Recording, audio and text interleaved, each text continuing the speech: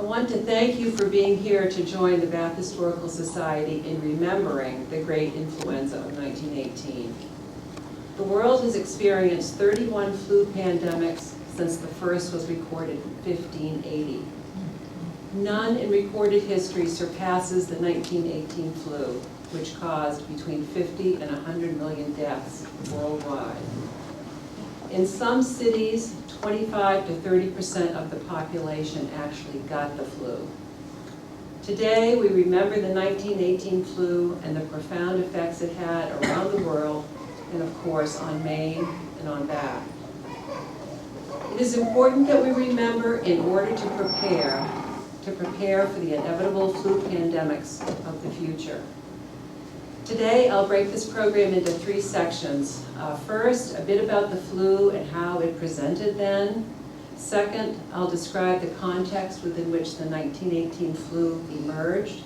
And 3, I will paint a picture of how Maine and Bath were affected by and responded to this disaster. Included here will be a memorial to the 3 nurses who died caring for Bath flu victims. The 1918 flu has many names: the sweating disease, la grippe, the 3-day flu, the Spanish flu. Now it is referred to as the greatest medical holocaust in history, and of course, the forgotten pandemic. I say this because once it was over, no one gave it much thought, but rather stoically accepted it. Until around 1968, when the Hong Kong flu hit. Likely, little attention was paid because the population of 1918 had just lived through typhoid and smallpox epidemics. And of course, death had become a familiar headline after 4 years of war in Europe.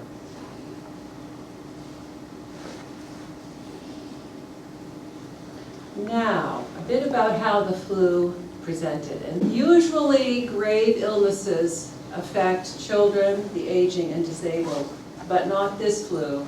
The fact that the 20 to 40 age group and some children and pregnant women were affected was an extraordinary occurrence. It is speculated that older people had protective exposure to a similar virus, probably the one from 1889. The spread of the flu was explosive, beginning in early 1918 and ending in early 1919. We are used to the aches and pains and fever and loss of appetite, but this was many times worse. The coughing was so forceful it caused bleeding. Often everyone in the family had the disease at the same time, so that there was no one to take care of them, to see to their fluids, to their general hygiene. It seemed that the victims' immune systems attacked the viral invader with such force that it literally killed them. The pneumonia typically came on after the fever passed and was caused by the viral response itself or by a secondary bacterial pneumonia. The lungs filled and patches of blue appeared on the skin. We call that cyanosis. Even though the polio virus had been isolated in 1908, scientists were not able to isolate this particular bug. The Congress appropriated $1 million for a vaccine, but it was not developed until 1945. There were other less scientific theories about how this all got started. A poisonous gas brought by German agent submarines is my favorite. This image shows the wave pattern of deaths over time, beginning in March of 1918 and ending in mid-1919. A touch of the flu in the first wave was mild, with few deaths. Then, 2/3 of deaths came in the September to December second wave. Most places had discontinued any isolation activities when the third, milder wave hit. This provocative cartoon was published in the North Carolina Public Health Journal. It shows the understanding that the illness was transferred to others through cough secretions. Today we know that the fine spray of a sneeze creates a cloud of more than 500,000 virus particles. The virus can live for hours on any hard surface where they settle. This poster was a credible attempt at community health education. It gives a great visual about what causes the flu to spread and was especially helpful if you could not read. But it also portrays a victim-blaming stance, one that we wouldn't use today. The word influenza comes from the Italian and means influenced by air or influenced by cold.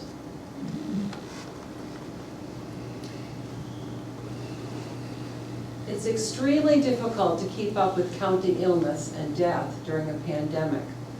The limited medical personnel had all they could do to take care of the sick, let alone keep track of the numbers. Only big cities and 24 states, including Maine, kept anything near accurate data. People who were sick at home and did not seek attention were never counted unless they died. This partly explains why the estimates increased between 21 million in 1927 and 50 to 100 million in 1998. The death toll was so high that in 1918, life expectancy in the US fell by 12 years. 48 to 36 for men and 54 to 42 for women. And life expectancy today is around 73, 74, last time I noted. Keep in mind that an estimated 14.5 million got the flu, and that's using a common estimate of about 30% of the population. Contrast with all that, the World War I deaths worldwide, 16 million.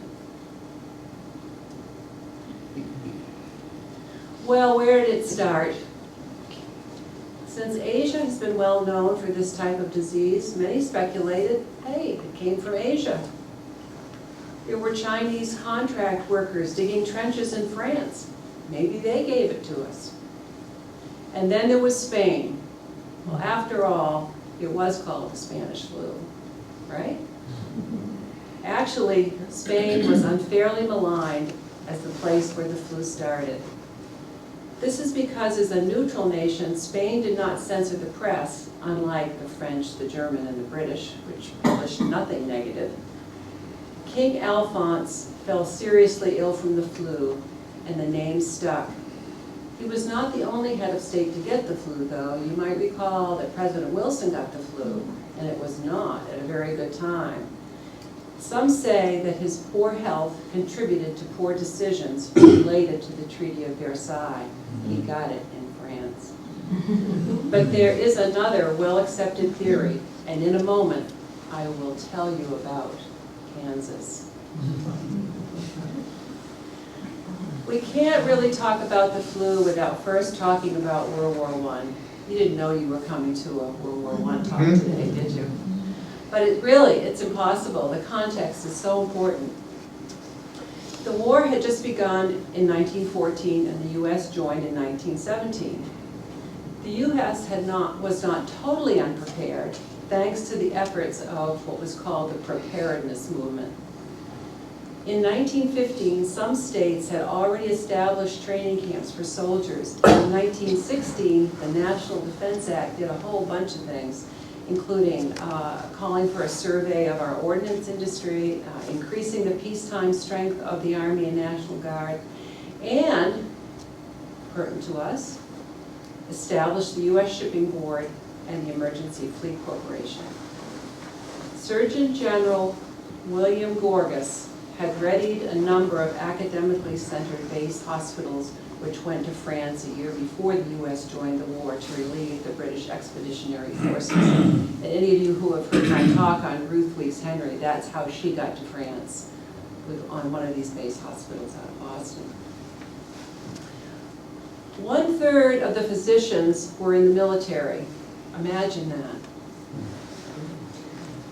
as well as 9,000 nurses in the Army Nurse Corps and the Red Cross, which at the time were blending. Care for civilians was left to older doctors, graduate nurses who survived and supervised medical students, nursing pupils, and at times, any willing caregiver. This photo of Camp Devens, if you can imagine having a hospital with 2,500 beds and 8,000 patients to put in them. This was the story at every military camp all around the country. By 1916, it had become clear that any participation by the United States in the conflict in Europe would require a larger army. President Wilson at first wished to use only volunteer troops, but this would be impossible. When war was declared, Wilson asked the Army to increase to a force of 1 million, but by 6 weeks, only 73,000 men had volunteered for service. So Wilson had to accept the recommendation of Secretary of War Newton Baker for a draft, and 2.8 million young men were inducted. So now, about Kansas. Kansas is so unlike Maine.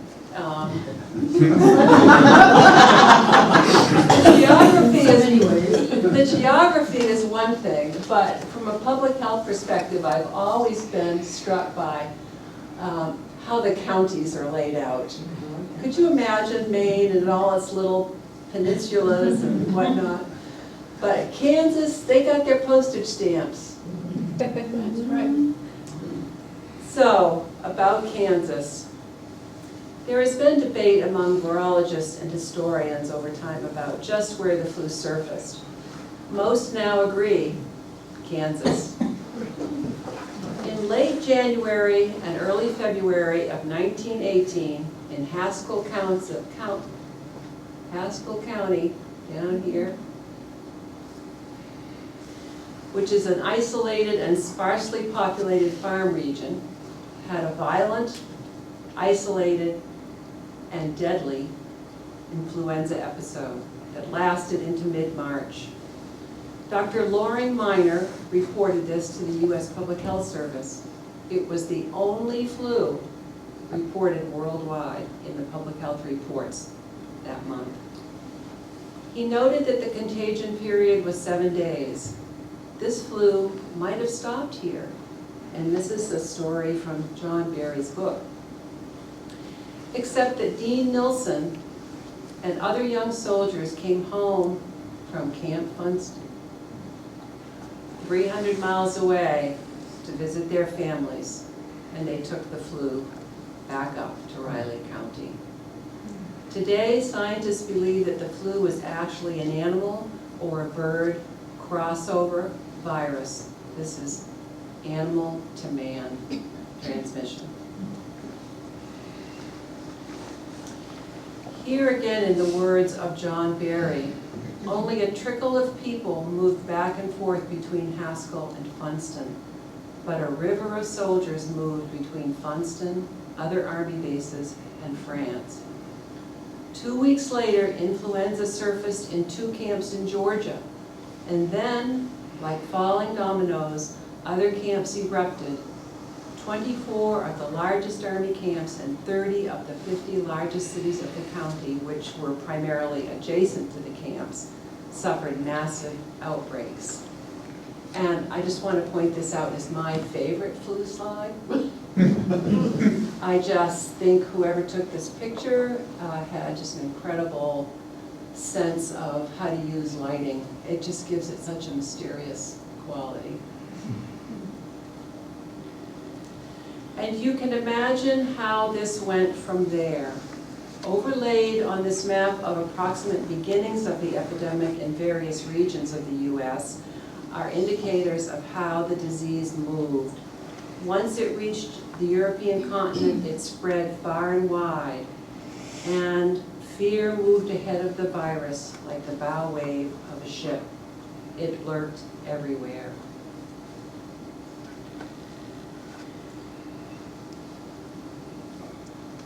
It has profoundly affected most every aspect of the war effort. The extremely tight quarters of the camps persisted as soldiers and sailors moved around to assignments and to overseas transports. Military leaders did not have any special protection, and many soldiers became sick on their way over there. And then there were problems getting around the battlefields. Operations were slow, and as the wounded were brought to casualty clearing stations, they were met by the flu. Everywhere they went, soldiers and sailors interacted among themselves and the civilian populations, spreading it to a ever wider area.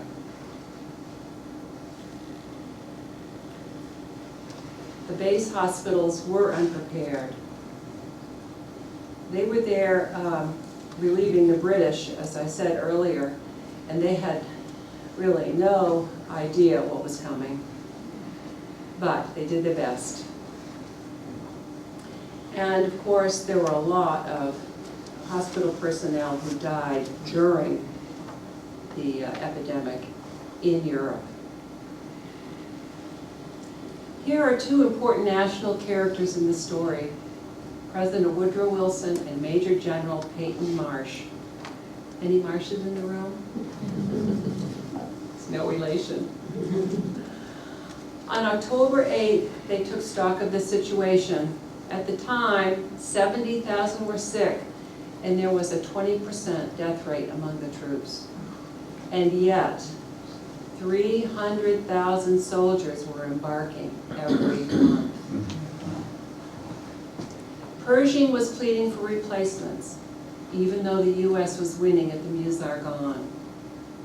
The Germans had appealed for armistice, but what would the will to fight be if soldiers thought the pressure was off?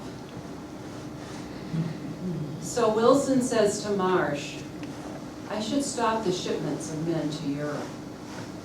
To which Marsh replies, "Every such soldier who has died from influenza has just as surely played his part." And so the shipments continued. Some historians write about this as failure of leadership, in that they failed to seek consultation from the medical experts of the time. Others judge them more harshly.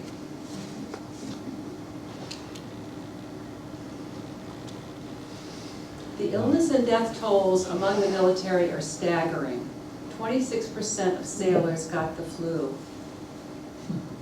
300,000 died in training camps and 16,000 in Europe. And the Navy had their troubles too. They lost 5,000 sailors. And a staggering piece of data, in 2 months at the height of the flu, 29 soldiers and sailors combined died. So on to the prevention and treatment.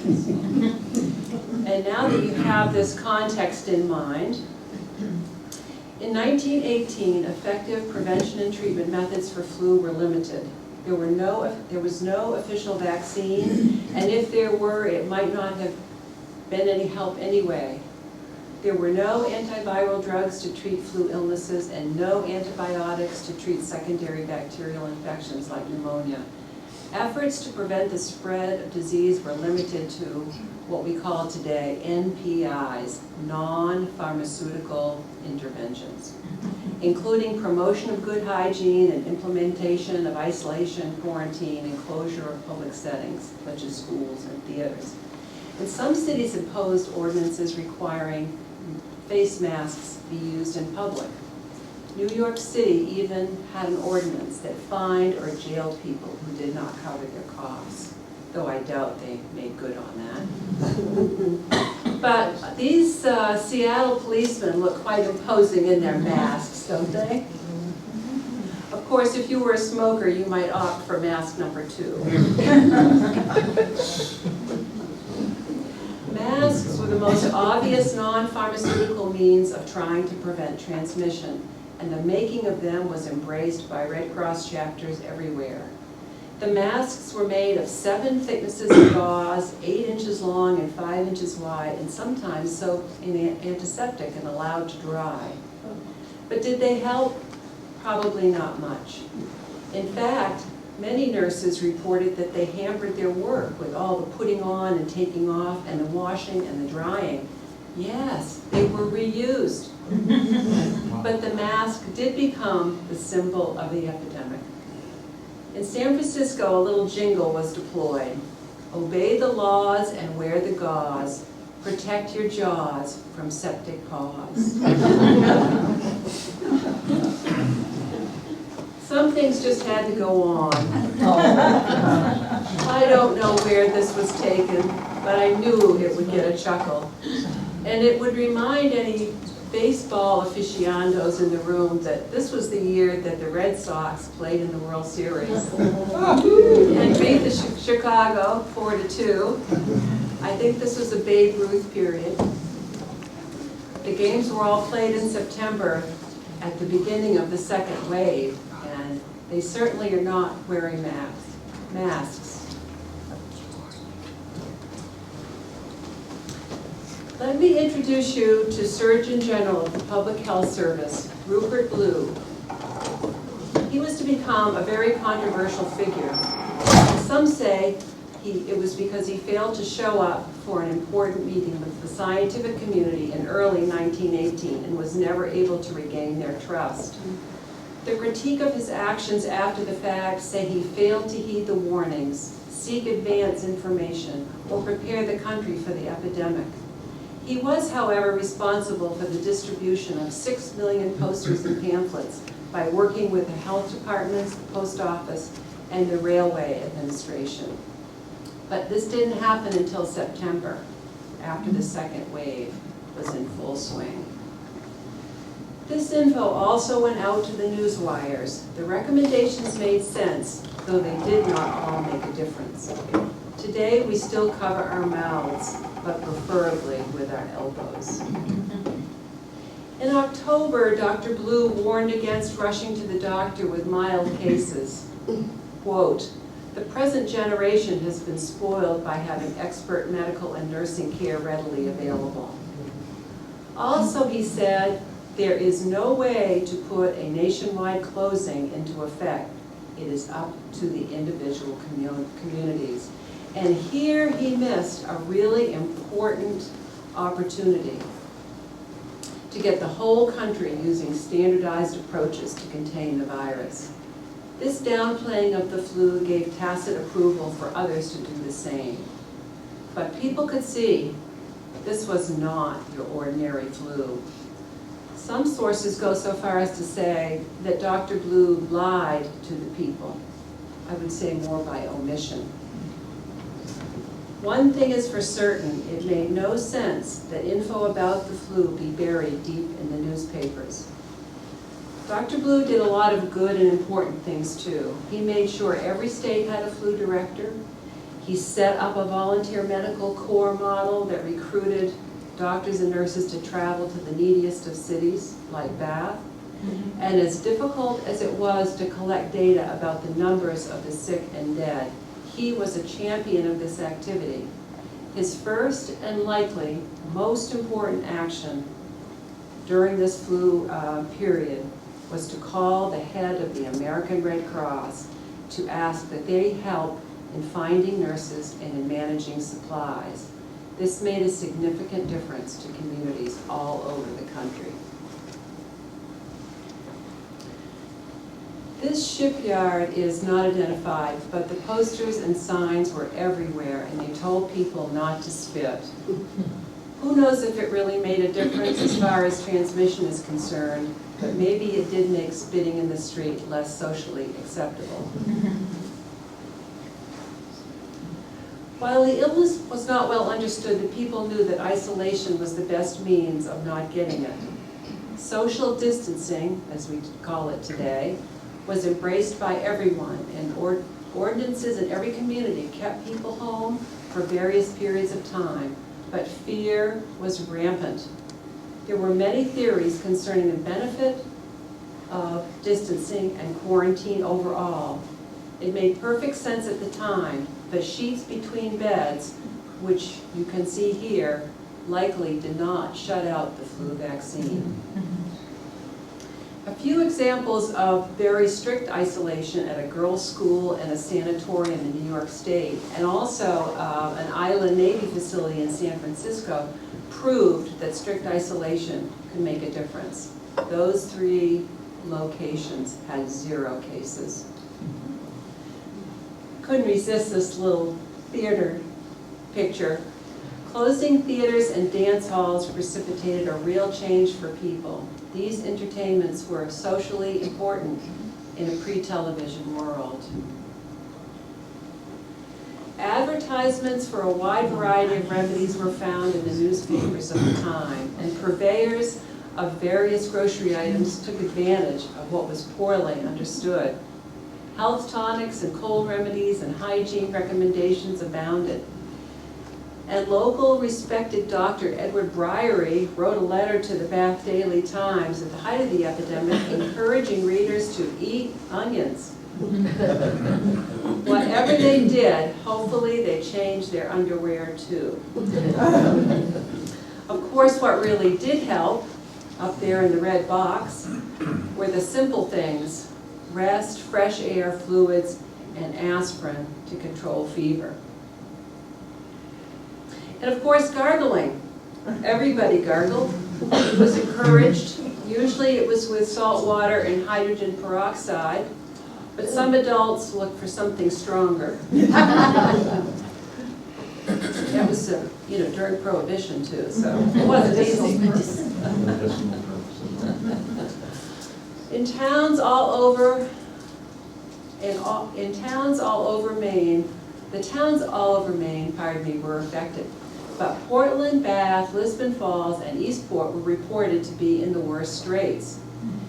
The state committee worked diligently to recruit physicians and nurses to be dispatched to the needy communities. The number of cases in rural Maine was lower than more populated parts of the country. 26,000 cases out of a population of 695,000 equals just shy of 4% of the population got sick. So we were far below some of the larger cities where tenement living was the type of the day. One significant misstep occurred in October. Dr. Milliken said that schools and churches should be treated as necessary public gatherings. They were on a different footing from non-essential services, he said. Thankfully, in this case, towns did what they thought was right and closed the schools, and churches, they did, except for Lewiston. But that's another story. Now on to Bath. Bath was a hub of activity with destroyers under construction at BIW, wooden vessel schooners at Percy and Small, and modern steel steamships at the Texas Steamship Company. Here you have some samples and a little audience participation from anyone except you, Nathan. Anybody know what this? It's five masted. It's the Zeeman, the Joseph S. Zeeman, 5-masted schooner built by Percy and Small. This is a small picture of this destroyer up here, and I don't think you can see their hull numbers. This is the USS Preble, DD 345, and it was ordered by the Navy in 1917 and delivered in 1920. And it's always interesting to know that BIW delivered 4 destroyers in 1918 and 4 in 1919, and never closed during the epidemic. And then lastly, I think this might have been in a recent calendar, Texas Steamship Company freighter called the Bath. Saginaw Hawk. Thank you for that, humoring me on that. But there were a lot of other shipyards too, 6 shipyards in all total operating in Bath during this period. Kelly and Spear, Percy and Small, G.G. Deering, and Pendleton Brothers.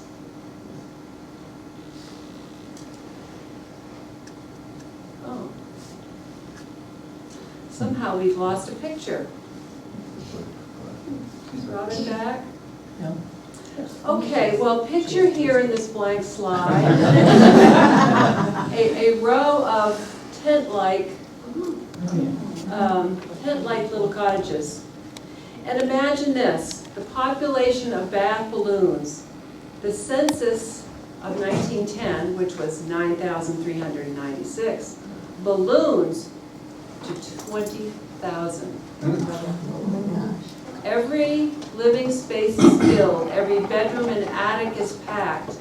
The Texas Steamship Company built a number of duplexes for their employees around the north end, but that didn't put a dent in the problem. They also occupied a community house called the Helion Club on Oak Street. And then, according to Owen's history, a poor workman named Louis Gagne, a newcomer to Bath, got control of a vacant space on the north side of North Street and invited fellow workers to come and use it as a campsite. First he put up tents and then cottages, and it's the cottages that you can pretend that you're seeing here.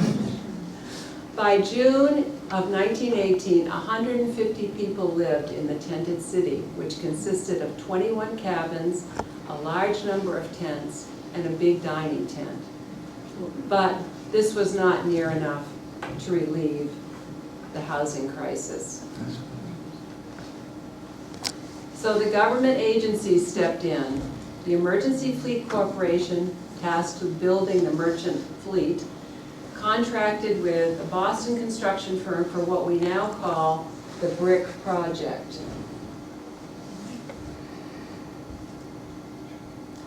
The neighborhood included 109 dwellings, mostly duplexes, and the Dyke School. The home builders lived in a bunkhouse where double-deck iron beds in the dormitory at Washington and Oliver Street, which was originally meant for employees of the Texas Steamship Company. Another governmental agency, the Bureau of Industrial Housing, arranged for 78 single-family homes off Lincoln Street. And we call this the White Project. 78 homes were built, and these interior and exterior shots are of a home on Andrews Road. So you could hear the hammers pounding all over Bath, but the irony is, the war was over before these projects were finished. Nevertheless, you can imagine how the close quarters of Bath and the steady influx of shipbuilders and home builders contributed to the chaos and crowdedness that was Bath.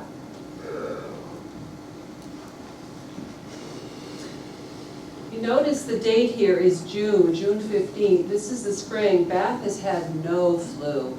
We missed the first wave totally, but people were worried.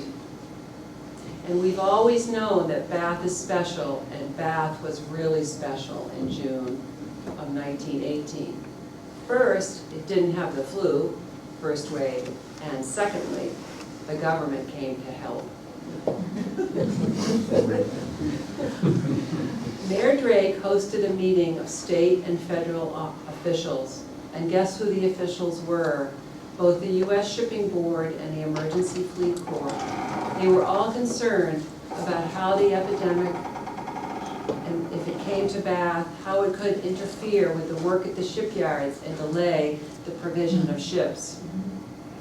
They discussed the menace of insanitary toilets, dumps for breeding of flies, and overcrowding. Well, yes, open toilets are certainly a sanitary issue, but overcrowding was the biggest issue as it related to the flu. They decided on the complete eradication of open toilets, and most wisely, determined that Bath needed a health officer who was quote unquote a real man, not a green boy.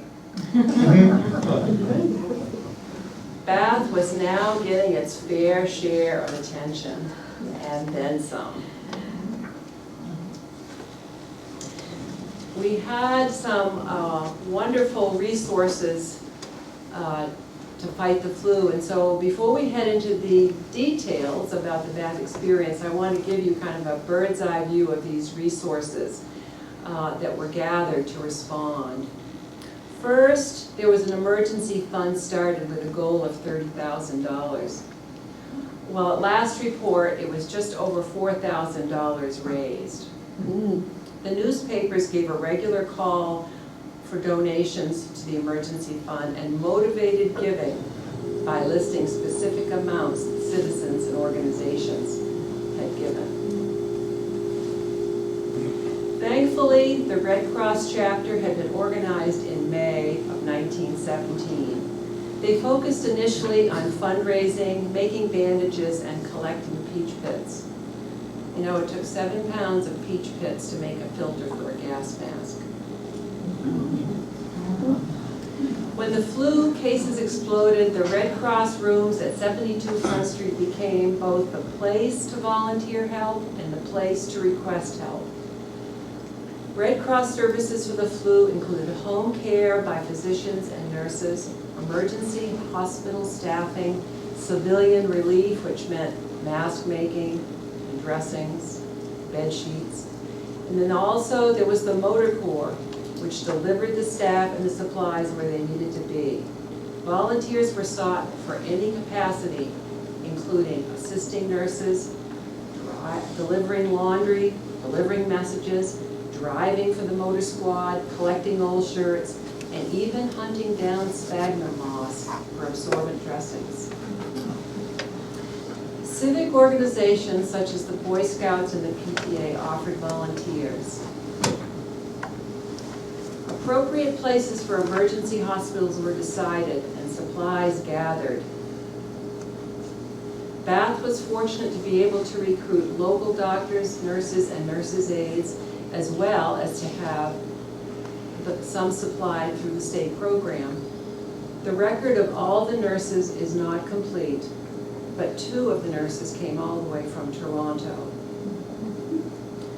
One can't help but be impressed by the incredible spirit of this city during the stressful times. I doubt that they used the word collaboration then, but this exemplifies collaboration at its best. They had one more resource, and that was the emergency committee. In a moment, I'm going to tell you more about that. But first, a little bit more about the Red Cross. This is the corner of Front and Center, dear to me and many other people I know. And this southwest corner on the 2nd floor is where the Red Cross rooms were at the time. Based on, and that was room 1 and 1.5, and based on the fact that room 19 was also used, I think they probably used any available space up there on the 2nd floor, because in normal times they would only need 1 room, but in times like this they needed a room for dispatching, they needed a room for scheduling and orienting people, and also for supplies. So I think they were pretty spread out. But also here on the 2nd floor was the James B. Drake and Sons Insurance, which is a great segue into the emergency committee. In early 1918, when insurance man J. Edward Drake was elected mayor, he had a goal. It was an intelligent rebuilding of the streets. The flu got in the way of his goals. Instead, he had to put together an emergency committee to serve the citizens of Bath in a very trying time. His previous business and community work undoubtedly helped him bring people together to address this challenge. Edward W. Hyde, previous president and vice president of Bath Iron Works and notable Republican leader, was thankfully the chair of the Red Cross. Like Mayor Drake, Hyde was a community philanthropist and served on many boards. From the few glimmers we have about how things were run in the Red Cross rooms, I think we can be sure he was an active figure there, doing whatever needed to be done. Chester Kingsley, sanitarian, wish we had his picture. It's unclear what preparation Mr. Kingsley had for his job or what he actually did, but throughout the epidemic, he became the voice of the emergency committee, providing information to the newspapers. And as we will see in a few moments, the information was often confusing and downplayed the severity. Mr. Kingsley, I'm afraid to say, followed along with Dr. Blue. Captain Grover A. Kempf from the U.S. Public Health Service was assigned as temporary health officer and provided with an office and a lab in the City Hall. You will recall that the plan for this Public Health Service doctor was made back in June, 3 months before Bath had any flu cases. But Dr. Kempf didn't make it here until October 3rd, and then he left on the 15th to head up the effort in Augusta. But he was the real man, referred to in the June News article. And while he was here, he worked right along the doctors, making house calls. And it was incredible to me that after this was all said and done, there was a lovely article in the newspaper thanking Dr. Kemp for all he had done. So in those 2 weeks, he had been very, very impactful. He went on to have a fabulous public health career. Well, the Bath City Hospital, which had opened in 1907, had a full house when the flu hit. The powers to be knew a community hospital with open wards was no place for infectious patients. Admitting flu victims here would have compromised patients, especially the women delivering babies on the third floor. And the third floor, it would be the third floor of the brick building there. Right up there was the maternity ward. Can you imagine? Those women had to be hand carried to the third floor. Oh well.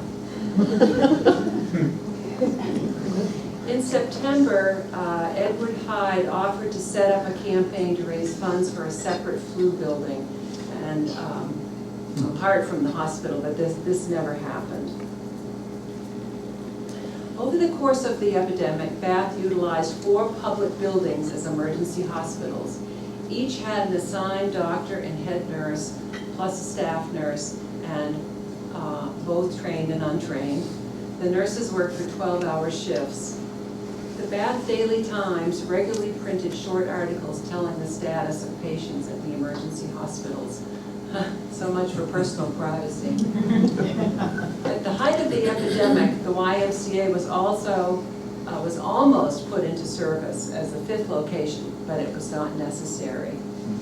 And if I can get my thumb on the right pointer, take you around here. Here's the Elks home. Here's the Red Cross office.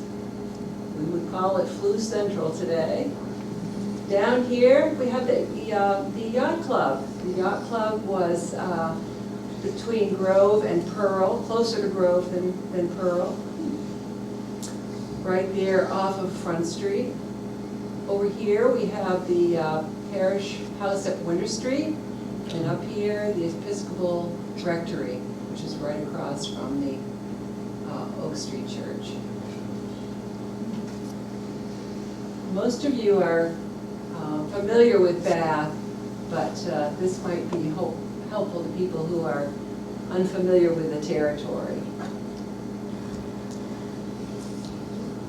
On September 25th, the Yacht Club, located on Front between Pearl and Grove, was offered by the Texas Steamship for an emergency hospital. 2 floors of the 3-story building were dedicated for local flu patients living in boarding houses, camps, community houses, and for Texas Steamship employees. The capacity was 70 beds. Dr. Blake was in charge with head nurse Harriet Bliss. At one point, 70 patients were cared for here. As of October 11th, the Yacht Club had had a total of 100 patients and 5 deaths. It was able to close on October the 14th because Winter Street could handle more cases by then.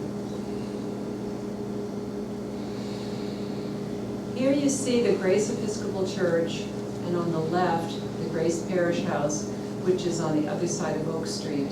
Dr. Brian Baker and nurse Mrs. Seth Mullen were in charge, and it offered up 20 more beds to the effort. Exalted ruler Eugene Thibault offered the Elks Lodge on Lombard Street on September 30th. A physician from Bangor, Harrison Hunt, was in charge here and at Washington Street.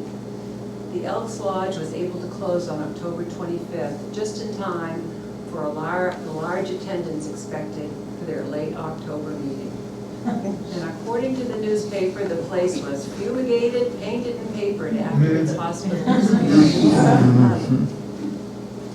Winter Street opened on October 2nd with a nurse from Calais in charge, Mrs. Hepburn. She has won the admiration of all with whom she has come into contact, the Times reported. The church hospital was in operation until October 23rd, and you'll be glad to know that many attractive desserts and hot broths were sent to the church by interested friends. At the 4 locations, 286 patients were cared for. Hundreds more remained in private residences for a grand total of 3,000 cases. And to remember also the Bath Children's Home, according to the Times, this was on page 8, unfortunately, great precautions were taken to shield the children. No visitors were allowed and the children were kept in the yard. And luckily, recent improvements have included 2 isolation rooms. But the home experienced 12 cases nonetheless, including that of the matron, Mrs. Roberta Staples. The home was short-staffed at the time, so Mrs. Staples must have been stretched thin. The next few slides give, I think it's time for, I think that's my cue for a drink.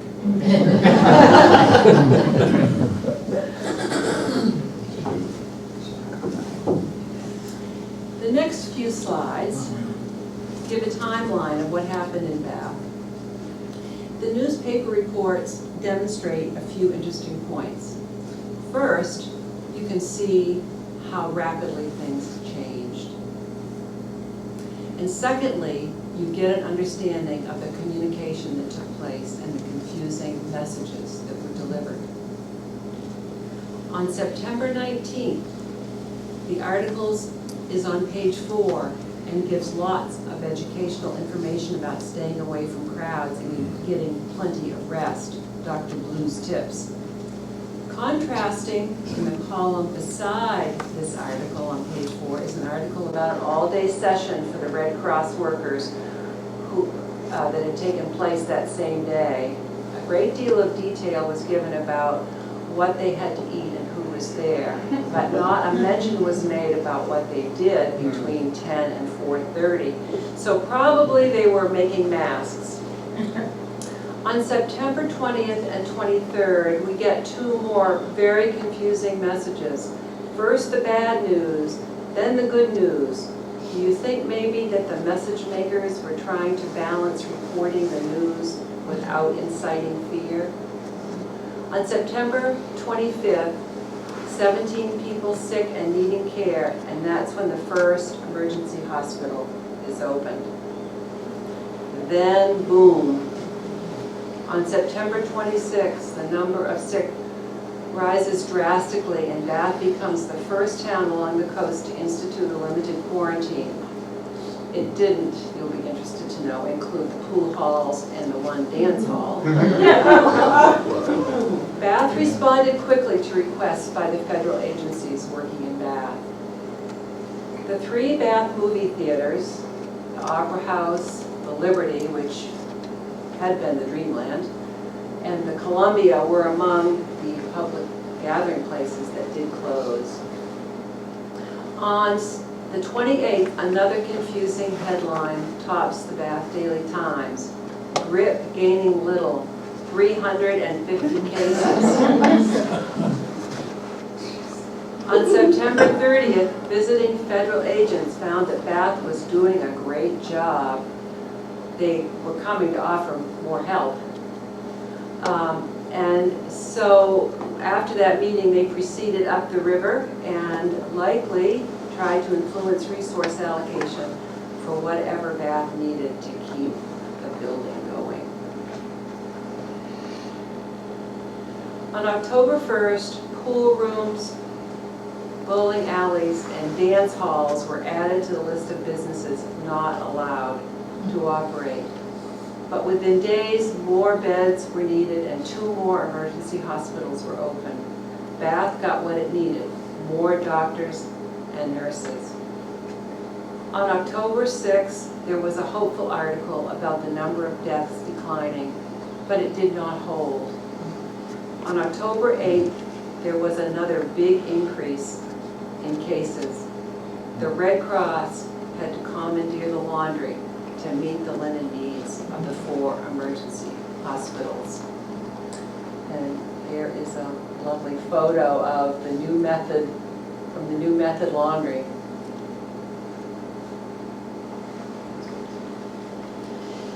It was just as well that the Red Cross took over the laundry, because by October 14th, most of their employees were out sick with the flu.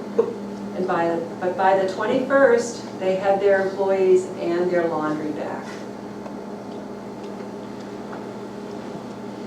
It would be cool to go back in time to better understand how the communication took place. No cell phones, no internet, no dispatcher. Heck, many households didn't even have a telephone yet.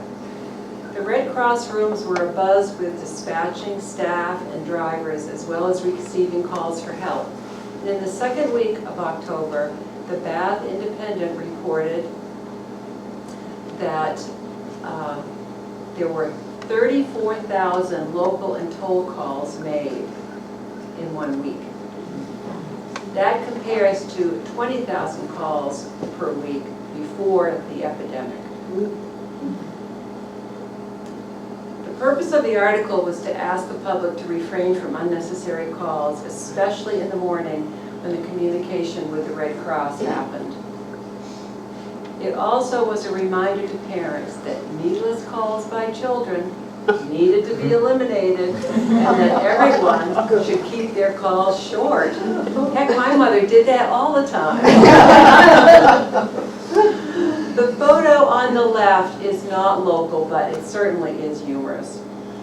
And the one on the right is an operator at the Texas Steamship telephone operator. Her name is Mrs. Sturdivant, and it was taken about this time, since the Texas Steamship Company left in 1921. So there are still a few cases on October 10th, but the worst was over, and the Red Cross was beginning to report data about home visits and the numbers hospitalized. On October 12th, there was an increased concern about pneumonia. There were 33 cases and 3 deaths had resulted. By now, citizens were hounding Mayor Drake about the theaters and the pool halls. There was good news on October 18th. The staff from away was able to return home or to go on to other towns in need. And I know we did have an ambulance, because the records say that the Shaw Auto Company bought or leased a Model T ambulance to help during the flu epidemic, but unfortunately there are no photographs of it. So here's one from St. Louis. On Friday, October 26th, the city enthusiastically shed the cloak of isolation. There were still 12 people recovering at the Grace Church Rectory. The churches were able to function again on the 28th, and the school and theaters restarted on Monday. But now everyone was ready for the thrilling story of the German spy menace, The Hun Within, starring Lillian Gish and George Fawcett. Imagine the glee, especially knowing that the armistice was at hand. There were 5 churchless Sundays in Bath. In some cities, it was up to 16, so we were fortunate. But not having church service did not relieve members from their obligations. The laundry, that ever-important business, agreed to be a collection point for the church envelopes. But let's not forget the third wave. In January, there were 350 new cases in 70 homes. At this point, there was enough of a reduction in activity to actually tag the homes as isolated. And they actually did tag them with these white boards with red crosses. Bath residents became complacent and traveled to Brunswick, where there were no restrictions. And here are the final and mildly confusing statistics. Again, the data collection was less than perfect, so we have an inconsistency for Saginaw and Bath. The Saginaw numbers are from Maine's official report, and the Bath numbers are from newspaper reports. I tend to believe that 3,000 cases. At the end of October, the City Council delivered a lovely resolution praising all the organizations that had contributed to the effort. In the lyrical language of the time, it said, in part, the response to the call of duty and humanity was so spontaneous and so universal that it would be difficult to mention by name every organization and individual who contributed in his labor or his means to this humane work, and on and on. And this is a lovely addition, something that just has come up in the last couple of weeks that helps us to see even one more slice of what happened in Bath, to honor everything that went on.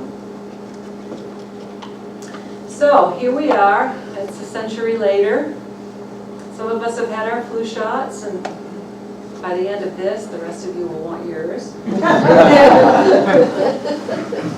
If a virulent enough strain were to emerge again, a century of modern medicine might not save millions from dying.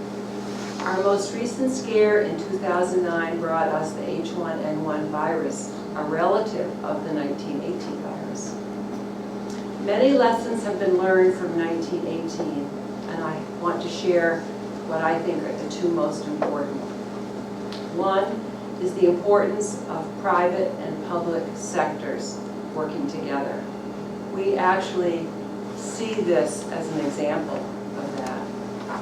Also, the activity that went on in Bath in 2009 was another excellent example of how government, private organizations, and volunteers can make things happen. And experts believe that there are 3 areas needed for urgent improvement in 2018, though it won't happen in 1 year. But we do need a new vaccine technology. If you've been reading the magazines, there's been a lot of articles from the Smithsonian and other scientific journals about a universal vaccine. Right now, the vaccine has to be made each year based on what are the circulating strains. But what if we had a virus, a vaccine that would cover all of the viruses, that would be universal? In order to do that, we have to have much more advanced technology. And there's a lot of work going on with that right now. The second thing that we need to learn early about outbreaks of flu in developing countries. And this, of course, requires that we have relationships with developing countries. And we need to make sure that everyone is prepared through education and have access to antivirals and other resources. The potential for a worldwide pandemic is really a political issue. We cannot prevent illnesses that start with animals. We must depend on our support and stability around the world, as well as human resources to help control disease outbreaks. I was so excited to read this headline in January of 1918 because it spurred me to give Bob Pert a call, and he and I had several wonderful conversations about the flu then, and he really spurred my interest in it, and I get to thank him today for getting up here and talking about it. But what really impressed me about this headline is that he gave the nurses so much well-deserved credit. So thank you, Bob Pert. And now, in keeping with that, I'm going to conclude this presentation with a tribute to the 3 nurses who died here in Bath. The first is Adelaide Hogue, who was born in Charlestown, Massachusetts, and brought up in Waldoboro. She was the only child of Thomas and Sarah Hogue. She trained as a registered nurse at Augusta General Hospital, graduating in 1912. She contracted the flu working at one of the emergency hospitals and went back to Augusta, where she died on October 5th at Augusta General, where she had trained. She was 34 years old. Her resting place is in a beautiful rural cemetery in Waldoboro. Her obituary stated she was one of the best-known graduate nurses. Alice Snow Dane graduated with honors from Morse High in 1907. She had a speaking part at graduation. She was the daughter of grocers Charles and Mary Dane of 78 Truffin Street. She completed her training as a registered nurse at Trull Hospital in Biddeford in 1911 and worked as a district nurse in Portland and was a companion to a wealthy family when the flu epidemic took off. She volunteered as the night nurse at the Kennebec Yacht Club and became ill after only 3 days. She died at home on October 12th and is buried at Oak Grove Cemetery. A quote from her obit says, "She was a girl of lovable disposition, kind, patient, always with a pleasant word for all." Harriet Frances Bliss was born in Dresden to Charles and Frances Bliss and taught school in East Pittston from 1909 to 1912. She left teaching to become a nurse and graduated from the Bath Hospital Training School for Nurses in 1915. She lived with her family at 12 Cherry Street. Harriet died October 5th at the Elks Home after working at the Yacht Club for 2 days with a fever over 102. She was 29 years of age. She was buried, clothed in her nursing uniform, in the Lombard Cemetery in West Bath.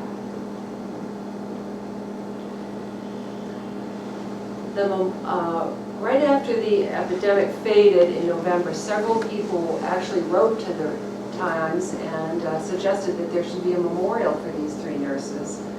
One idea was to build a contagion unit at the hospital. Another idea was to put a monument in Federal Square. Who all knows where Federal Square is? This was news to me. Oh, Robin does, of course. It's the piece of grass right at the head of Summer Street. As you take a right out of the library parking lot, it's that yield, you know, that enters Washington Street, Federal Square. Good to know. It has a lovely tree there, but I don't know what kind it is, and it's dropped all its leaves already. Anyway, neither of these came to fruition, sorry to say. But $1,300 had been raised in the community for a memorial to these nurses, and in 1922, $300 was spent on a bronze plaque, which was made and hung without fanfare in the hospital ward. The plaque has been visible ever since. I first saw it when I became a staff nurse at Bath Memorial Hospital in 1970. It was a short-term thing, but I noticed this hanging near the front door of the brick building, near the switchboard. It has had a visible place ever since, and it now hangs in the Employee Health Office at Midcoast Hospital. And I brought it here to show you today. It lists their 3 names, their hospital where they graduated, and it's heavy. I can tell it's almost a century old. So this actually reverts back to what I said about this being a forgotten pandemic. It took until 1922 and, no fanfare. Everybody wanted to forget the flu. It had been a really hard time, and I think we can understand that. So there's my spiel about the flu.